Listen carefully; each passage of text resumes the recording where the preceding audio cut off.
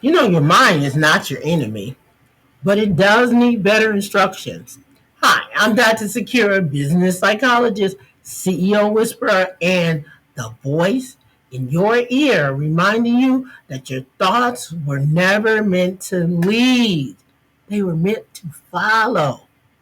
Today, we're going to be talking about a, a video that Jay Shetty did.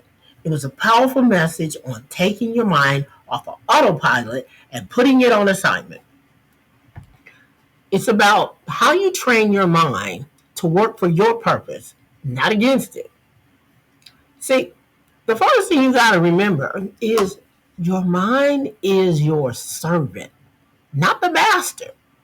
The most successful CEOs I coach don't have perfect thoughts. They've trained their mind to respond to imperfect ones. They understand that the mind is like a wild stallion, a horse where it's just riding super fast. It's beautiful, it's powerful, but it is untamed unless you guide it. And so the first thing you have to do, is very, very simple. You have to tell your mind what to think before it tells you what to feel. Because your mind will tell you you're feeling something and it isn't real.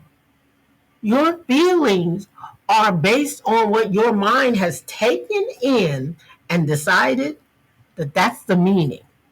So the first thing you have to do every single morning in order to take control of your thoughts is 3 intentional statements. 3. Number 1, you're going to say, today I'm going to focus on what builds, not what breaks. My mind serves my mission, not my fear. I have the power to choose a better thought. Now, isn't that nice? I have the power to choose a better thought. So if you start with those, you are going to be in such a better place. You're going to be able to make some better decisions because you are not walking in this space. So again, what are those 3? Let's get it right. 3 intentional statements. Number 1, I focus on what builds, not what breaks. Number 2, my mind serves my mission, not my fear. And number 3, I have the power to choose a better thought. Now, when you think about choosing a better thought, how do you ever get there?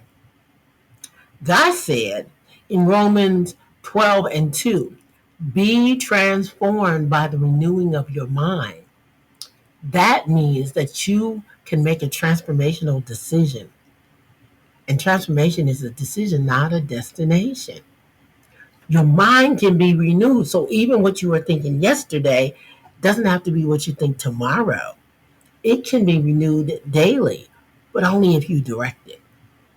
So start noticing what you're thinking.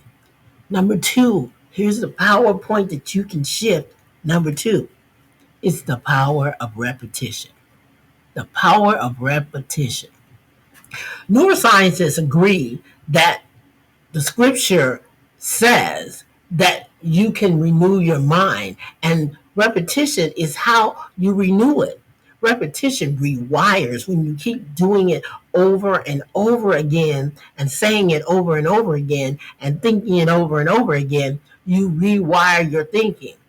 What you rehearse becomes what you believe, and what you believe becomes what and how you behave. So you got to stop meditating on failure and start expecting success. I call it living in empowered expectation. Myron Golden actually coined that phrase, empowered expectation. And what it means is that you have the power to choose how you think and what you expect to happen. And the more that you live in that space of empowered expectation, the more likely you're going to start to be expecting things. I love to think about it like gardening. When you plant a seed Every time you plant a seed, you are living in empowered expectation. And you know why? Because when you put that seed in the ground, you're expecting it to bear fruit. Now, you might put several of them down because you don't know which ones are going to germinate, but that's the exact same thing when it comes to trying new things in your business. You're not sure which ones are going to work. That's why we do A and B tests. Because when we do an A and B test, we're trying to figure out which one is going to bear fruit. It's the exact same thing. Your thoughts are seeds.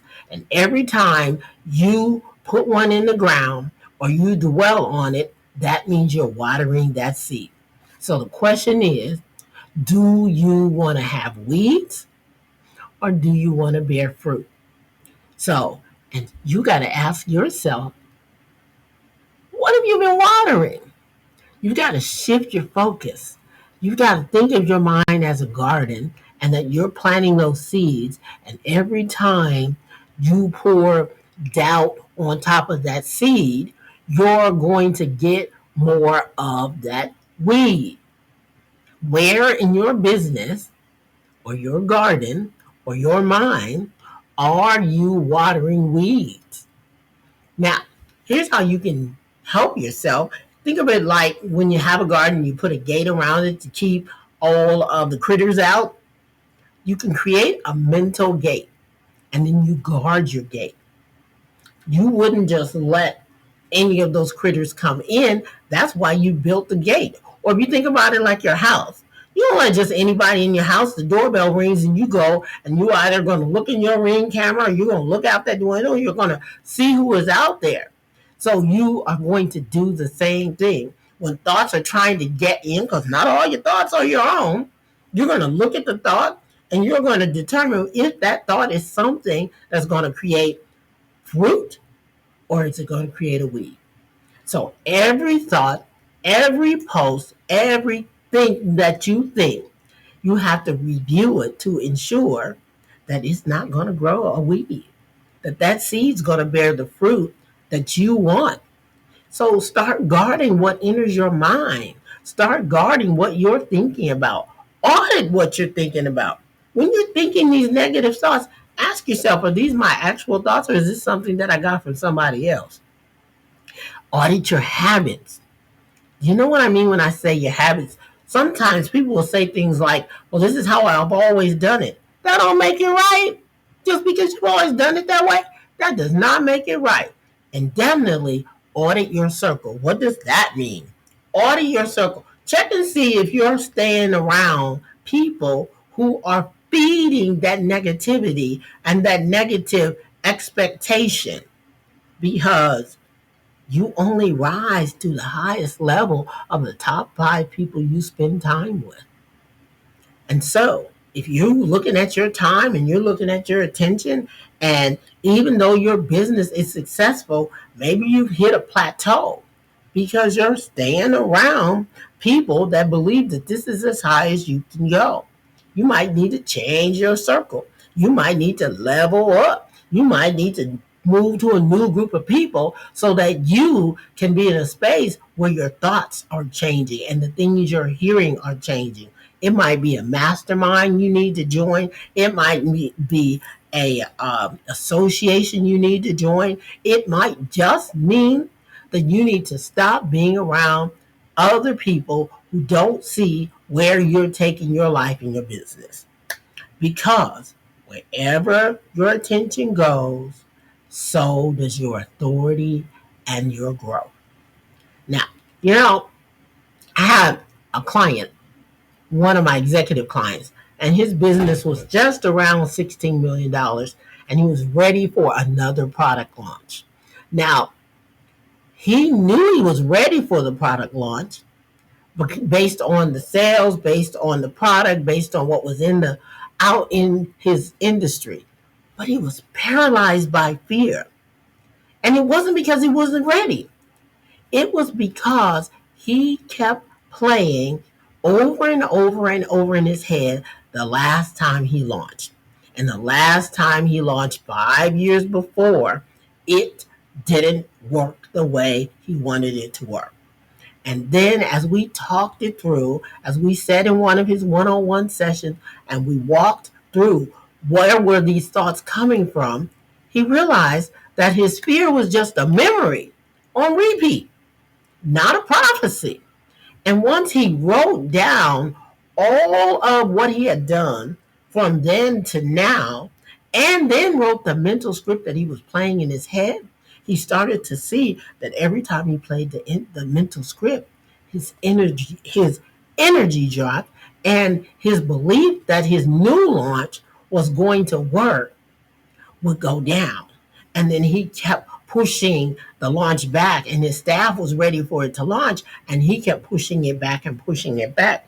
And it was changing his leadership. The problem with that was it was impacting the overall company.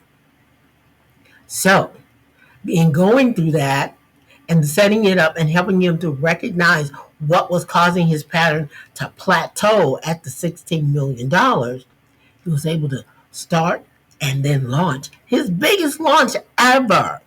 So I want you to understand that when you replay that memory, even if it's a failed memory and you're trying to see what you can learn from it, sometimes there's no learning, there's only limiting. So you have to be responsible and sure that you're going to be clear on what it is you're thinking. You have to train your brain, and this is point number 4. You have to train your brain to return to peace. You have to reset and relax and reflect on the wins, like we talked about in the imposter syndrome. You have to say, is this thought helpful? And if it's not, release it, replace it, and return to peace. Because if you get stuck, you are going to keep replaying and replaying and replaying. And while you may want the next level, your thoughts will keep you from going to the next level. So you got to know something here. I want to make sure I tell you this. You're not at the mercy of your thoughts. You are the manager of your mind. So today, take that role seriously. You are the manager of your mind. Today, you can control your peace. You can guard your focus. You can decide what you're thinking and what you're not going to think. Now, drop a comment in the box below if you've been thinking these thoughts and now this helped you to clear up some of the fears, some of the stuckedness that you may have found, and share this with somebody who's been stuck in their head too long. You know what? We're not done. Next time, we're going to be talking about how to create peace in the pressure of being a successful CEO. So I'll see you then. This is the CEO Whisper.